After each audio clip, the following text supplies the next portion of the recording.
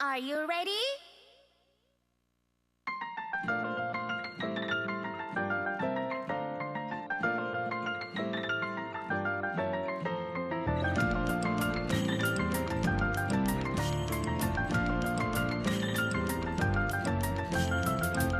君と紡ぐ一つ一つの音、こぼれ落ちたひとつなぎのかけら、白と黒のフロアで踊る君のステップ、突然姿消して何も残さないで、隣にいたのはファンタジア。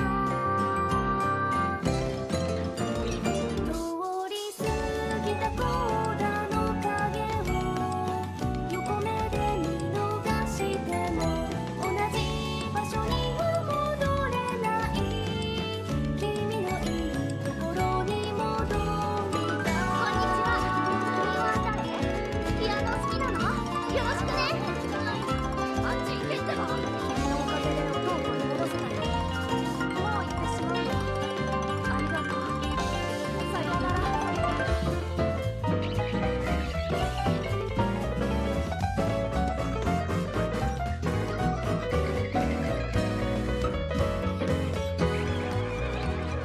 うっとうしいはずだった、君の響き感じて奏でた世界は真っ白な音で溢れてる、止まらない音楽、彩られた旅の中、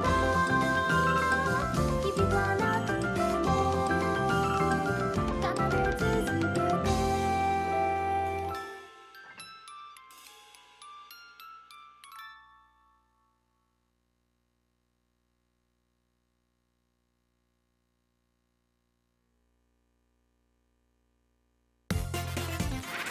You are